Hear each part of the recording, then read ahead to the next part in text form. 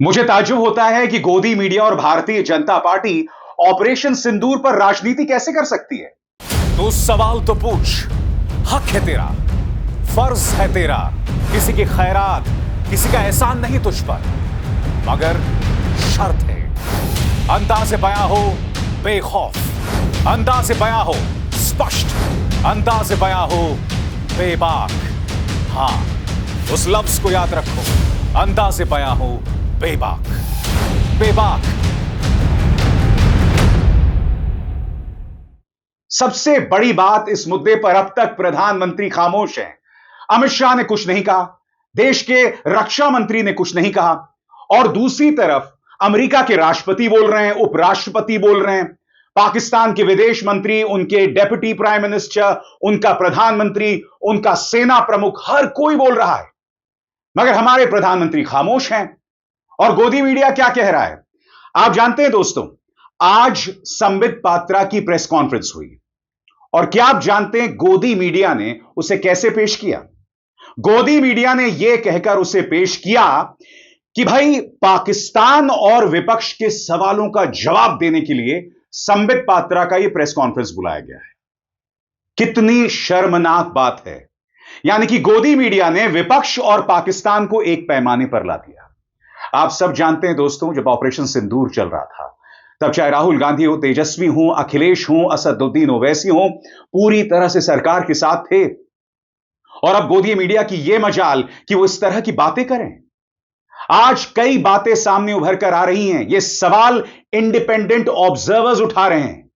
सेना के पूर्व दो प्रमुख, जी हां, दो आर्मी चीफ्स उठा रहे हैं कि यह 3 दिनों में युद्ध विराम की घोषणा क्यों कर दी गई, इससे क्या हासिल हुआ। ब्रह्मा चलानी, जो कि विदेश मामलों के जानकार हैं, वो सवाल उठा रहे हैं। इन सवालों का जवाब देने के लिए आप सामने नहीं आ रहे हैं। सबसे शॉकिंग, इंडियन एक्सप्रेस का जो पहला पन्ना है, पूरी खबर सूत्रों के आधार पर बता दी गई है। प्रधानमंत्री कह रहे हैं कि गोली का जवाब गोले से दिया जाएगा। अब यह सलीम जावेद के डायलॉग मारने बहुत आसान है, मगर आपको सामने आना पड़ेगा। और आपका गोदी मीडिया पाकिस्तान और विपक्ष को एक पैमाने पर रख रहा है। दोस्तों, हकीकत यह है कि जिस मुद्दे को लेकर भाजपा नेहरू की आलोचना करती थी, भाजपा ने वही किया है, भाजपा सरकार ने वही किया है। और मैं आपको बताता हूं क्यों। क्योंकि इससे पहले चाहे 1948 हो, 1971 हो, 1965 हो, भाजपा क्या कहती है कि भाई, नेहरू ने युद्ध विराम की घोषणा करके पाक ऑक्युपाइड कश्मीर पर पूरा कब्जा नहीं किया, यानी पूरा कश्मीर हमारा होता, मगर उन्होंने जल्द युद्ध विराम की घोषणा कर दी। तो अब आपसे सवाल किया जा रहा है कि अमेरिकी दबाव में आपने इतनी जल्दी क्यों कर दी। और आज कांग्रेस, जी हां, अमित शाह के इस बयान का जिक्र कर रही है, जो उन्होंने आज से करीब 2 साल पहले दिया था। वो आलोचना यहां पर नेहरू की कर रहे हैं, मगर कहीं ना कहीं अब उनकी आलोचना हो रही है कि आप पाकिस्तान को लगातार पीट रहे थे, ठोक रहे थे। फिर क्या वजह थी कि 3 दिनों में आपने युद्ध विराम की घोषणा कर दी। जो लोग से नो टू वॉर कर रहे थे, यानी युद्ध को ना कह रहे थे, उनको तो आप गालियां दे रहे थे, मगर रहस्यमय तरीके से अमेरिकी दखल के चलते आपने युद्ध विराम की घोषणा कर दी। और सबसे बड़ी बात, इन 3 शहरों में से ना प्रधानमंत्री, ना रक्षा मंत्री, ना अमित शाह, अभी तक किसी ने कुछ नहीं कहा है। सुनिए अमित शाह के किस बयान का जिक्र किया जा रहा है और सरकार को कटघरे में रखा जा रहा है। जब हमारी सेना जीत रही थी, पंजाब का एरिया आते ही सीज फायर कर दिया गया और पाक ऑक्यूपाई कश्मीर का जन्म हुआ। अगर सीज फायर 3 दिन लेट होता तो पाक ऑक्यूपाई कश्मीर आज भारत का हिस्सा। सबसे बड़ी बात दोस्तों, याद कीजिएगा, स्वर्गीय सुषमा स्वराज ने क्या कहा था। स्वर्गीय सुषमा स्वराज ने कहा था कि भाई, शिमला समझौते में हमारी कुछ उपलब्धियां थी, कुछ वादे थे, और उसमें यह कहा गया था कि भारत और पाकिस्तान के बीच, खासतौर से कश्मीर जो है, उसमें तीसरे पक्ष के दखल की कोई गुंजाइश नहीं है। मगर डोनाल्ड ट्रंप क्या कर रहे हैं। डोनाल्ड ट्रंप लगातार कह रहे हैं कि 1000 साल पुरानी कश्मीर की समस्या का समाधान होना चाहिए। पहली बात, पाकिस्तान का वजूद 1947 से है, तो भाई कश्मीर समस्या 1000 साल पुरानी कैसे हो सकती है। बड़ी बात, अमेरिका कश्मीर का अंतर्राष्ट्रीयकरण करना चाहता है। ट्रंप के दखल से हमने युद्ध विराम पर लगाम लगा दी, हालांकि भारत सरकार इससे इनकार कर रहा है। मगर फिर प्रधानमंत्री सामने क्यों नहीं आ रहे हैं? बड़ा सवाल कि क्या हमने शिमला समझौते को तिलांजलि दे दी है? याद कीजिएगा, सुषमा स्वराज ने क्या कहा था और उनका यह बयान सरकार को आईना दिखा रहा है। मित्रों को शिमला समझौते की स्पिरिट भी है, दोनों देश हस्ताक्षरी हैं उस पर, जिसमें हमने ये कहा है कि जब भी भारत और पाकिस्तान के बीच में वार्ता होगी, मैं वार्ता शब्द इस्तेमाल कर रही हूं, वार्ता होगी तो केवल भारत और पाकिस्तान दो देशों के बीच में होगी, ना कोई तीसरी पार्टी, ना कोई तीसरा व्यक्ति उसमें मध्यस्थता करेगा, ना भागीदार होगा। और स्वयं प्रधानमंत्री, याद कीजिएगा, सत्ता में आने से पहले क्या कहा था कि दिक्कत सेना में नहीं है, दिक्कत सरकार में है। मुख्यमंत्री नरेंद्र मोदी कहीं ना कहीं इस बयान के जरिए प्रधानमंत्री नरेंद्र मोदी को आईना दिखा रहे थे। यह बात आज बेबाकी के साथ कही जा सकती है। एक बार फिर सुने प्रधानमंत्री का यह बयान, जो आज से करीब 11-12 साल पुराना होगा। सुनिए। ये पड़ोसी देश हमें परेशान कर रहे हैं, ये सेना की कमजोरी के कारण, सेना की कमजोरी के कारण। मित्रों, समस्या सीमा पर नहीं है, समस्या दिल्ली में है। सबसे बड़ी बात, जो सरकार से सवाल करे, हर बार की तरह भाजपा उन्हें देशद्रोही बता रही है, पाकिस्तान का एजेंट बता रही है। माननीय डिगरी दुबे यानी निशिकांत दुबे, जिन्होंने जजों को देश में गृह युद्ध के लिए जिम्मेदार माना था, उनका बयान मैं आपको पढ़ के सुनाना चाहता हूं। संसद का सत्र बुलाइए, सभी विपक्षी सरकार को गाली दीजिए, पाकिस्तानी मीडिया में भारतीय सेना की किरकिरी करवाइए और आतंकवादी पाकिस्तान को अंतर्राष्ट्रीय मंच पर भारत के खिलाफ जहर उगलने का मसाला दीजिए। राजनीति करनी है, देश जाए भाड़ में। यह बात किसने कही? निशिकांत दुबे ने। और इसका जवाब कांग्रेस क्या कह रही है, सुनिए।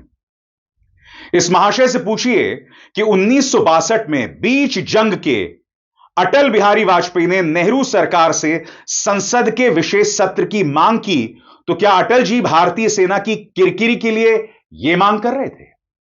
हकीकत यह दोस्तों, जब से भारतीय जनता पार्टी सत्ता में आई है ना, तो जवाबदेही खत्म हो गई है। जब ऑपरेशन सिंदूर चल रहा था तो सबने सरकार का साथ दिया था। मेरे कुछ मतभेद हो सकते हैं इस सरकार के अंदाजे बयां से, मगर मैंने बार बार कहा था कि मैं अपने प्रधानमंत्री के साथ हूं। मगर अब राजनीति हो रही है। आपने देखा किस तरह से पाकिस्तान और विपक्ष को एक पैमाने पर रखा जा रहा है, व्हिच इज सो शॉकिंग। मगर मैं आपसे सवाल पूछना चाहता हूं, सेना के पूर्व 2 प्रमुख जो इस सरकार से सवाल कर रहे हैं, क्या यह भी पाकिस्तान के एजेंडे पे काम कर रहे हैं? क्या यह भी पाकिस्तान के हथियार हैं? बताइए ना, क्या भारतीय जनता पार्टी में इतनी हिम्मत है? और सबसे बड़ी बात, आपके स्क्रीन पर यह है ब्रह्मा चेलानी। ब्रह्मा चेलानी पहले ही दिन से कुछ अहम सवाल कर रहे हैं और इन सवालों के जवाब इस सरकार के पास नहीं है। ब्रह्मा क्या कहते हैं, मैं आपको पढ़ के सुनाना चाहता हूं और इन सवालों के जवाब देने होंगे दोस्तों। 5 साल बीत जाने के बाद भी भारत सरकार यह नहीं बता पाई कि लद्दाख में चीन की छुपी घुसपैठ और जमीन कब्जाने की कार्रवाई से वो कैसे चकमा खा गई। इससे भी ज्यादा चिंताजनक बात यह है कि सरकार ने जमीनी हकीकत को छुपाने की कोशिश की है। अब देश के सामने एक और गंभीर सवाल खड़ा हो गया है। अमेरिकी दबाव में आकर भारत ने पाकिस्तान के खिलाफ चल रहे सैन्य अभियान को अचानक क्यों रोक दिया, जबकि भारतीय सेना को मोर्चे पर बढ़त मिल चुकी थी। यह ऑपरेशन मात्र 3 दिन में ही खत्म कर दिया गया, और वो भी अमेरिकी उपराष्ट्रपति जेडी वैंस की प्रधानमंत्री मोदी से एक फोन कॉल के बाद। आमतौर पर युद्ध विराम की प्रक्रिया दोनों पक्षों के बीच तय शर्तों और समझौतों के तहत होती है, लेकिन इस मामले में कोई लिखित समझौता नहीं हुआ। सिर्फ एक मौखिक समझ बनी, जिसमें ना तो अमेरिका और ना ही पाकिस्तान ने यह वादा किया कि पाकिस्तान की प्रायोजित आतंकवादी मशीनरी को खत्म किया जाएगा। संघर्ष की असली वजह को हाथ तक नहीं लगाया गया, बल्कि अमेरिका ने पाकिस्तान को उसके कृत्यों से बचा लिया। और कैसे बचा लिया? अंतर्राष्ट्रीय मुद्रा कोष के जरिए पाकिस्तान को कितने मिले? 1.3 अरब डॉलर्स। आगे परिणाम, डोनाल्ड ट्रंप जो ग्रीनलैंड, पैनामा नहर और यहां तक कि गाजा पट्टी को खरीदने का सपना देख चुके हैं, अब अपनी नजर कश्मीर पर लगाए बैठे हैं और यह तब हो रहा है जब वे भारत के खिलाफ हो रहे सीमा पार आतंकवाद पर एक भी शब्द नहीं बोले। और सबसे बड़ी बात दोस्तों, यह सवाल किया जाएगा ना कि देश को बदनाम कौन कर रहा है, गोदी मीडिया या विपक्ष? सरकार से सवाल पूछने वाले जो ऑपरेशन सिंदूर के दौरान पूरी तरह से सरकार के साथ थे, सेना के साथ थे, या भाजपा के नेता? मैं आपको बतलाना चाहता हूं, महाराष्ट्र के जो भाजपा गठबंधन के नेता हैं संजय निरुपम, ये पहले कांग्रेस में हुआ करते थे। इन्होंने दुनिया के 3 बड़े नेताओं का एक ट्वीट पेश किया है और ये कह रहे हैं कि ये लोग ड्रग्स ले रहे हैं। मजाक नहीं कर रहा हूं दोस्तों, पढ़ के सुनाना चाहता हूं। दुनिया के 3 देश फ्रांस, इंग्लैंड और जर्मनी के प्रमुख कोकेन के साथ सरेआम देखे गए। ड्रग्स के खिलाफ अंतर्राष्ट्रीय अभियान मजाक नहीं तो क्या है दोस्तों? कई लोग, कई भक्तगण इस सरकार के कट्टर समर्थक ये कह रहे हैं कि दुनिया भारत से नफरत क्यों कर रही है, इस मुद्दे पर भारत के साथ कोई क्यों नहीं खड़ा हुआ है। मैं आपसे सवाल पूछना चाहता हूं, जब भाजपा गठबंधन का कोई नेता इस तरह के बयानात देगा जिसमें वो ये कह रहा है कि जर्मनी, इंग्लैंड और फ्रांस के जो नेता हैं, प्रधानमंत्री हैं, वो ड्रग्स ले रहे हैं, तो आप मुझे बताइए भारत का साथ कौन देगा? जब भारत के अंदर मुसलमानों पर प्रहार होगा, उनकी लिंचिंग होगी, तो मुसलमान देश क्यों भारत के साथ खड़े होंगे? जब पैलेस्टाइन के ऊपर, फलस्तीन के ऊपर भारत के अंदर संवेदनहीन बयान दिए जाएंगे, पैलेस्टाइन में बच्चे मर रहे हैं और भाजपा का जो प्रचार तंत्र का पूरा अमला है वो उस पर जश्न मनाता है, तो भारत का साथ कौन देगा बताइए ना।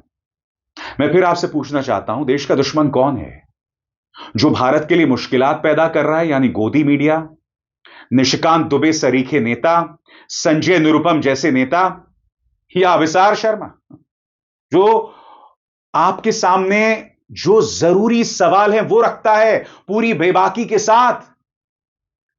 बताइए ना दोस्तों। मैं आपके सामने बाकायदा तथ्यों के साथ बात रख रहा हूं। मैं बता रहा हूं कि भाजपा के वे कौन से नेता इस मुद्दे पर राजनीति कर रहे हैं। अभी तो चलिए डीजीएमओज प्रेस कॉन्फ्रेंस कर रहे हैं। मैं दावे के साथ कह सकता हूं, जैसे जैसे हम बिहार चुनाव के करीब आएंगे, मैं पूरे दावे के साथ कह सकता हूं भाजपा इस मुद्दे पर कांग्रेस पर प्रहार करेगी, तेजस्वी यादव पर प्रहार करेगी और उन्हें देशद्रोही बताएगी। मगर तेजस्वी यादव कहां है दोस्तों?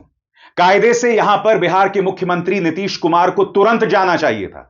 इस वक्त जब मैं कार्यक्रम रिकॉर्ड कर रहा हूं, अब तक नीतीश कुमार नहीं गए हैं बिहार के एक शहीद को श्रद्धांजलि देने। इन 4 तस्वीरों को देखिए दोस्तों, तेजस्वी यादव यहां दिखाई दे रहे हैं। पहली तस्वीर, दूसरी तस्वीर, तीसरी तस्वीर और चौथी तस्वीर। फिर भी मैं दावे के साथ कह सकता हूं, जब बिहार चुनाव की सरगर्मियां बढ़ेंगी तो तेजस्वी यादव को देशद्रोही बताया जाएगा। यह हकीकत है दोस्तों। इस बारे में तेजस्वी क्या कह रहे हैं, इस पर गौर किया जाए। पटना हवाई अड्डे पर बीएसएफ के सब इंस्पेक्टर अमर शहीद मोहम्मद इम्तियाज के पार्थिव शरीर पर पुष्पांजलि अर्पित कर भावपूर्ण श्रद्धांजलि दी।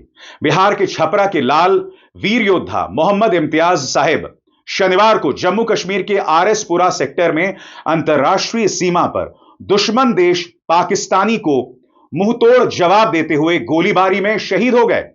देश और बिहार को उनके बलिदान और शहादत पर नाज व फख्र है। ऐसे वीर शहीदों की वजह से ही आज हम सब सुरक्षित हैं।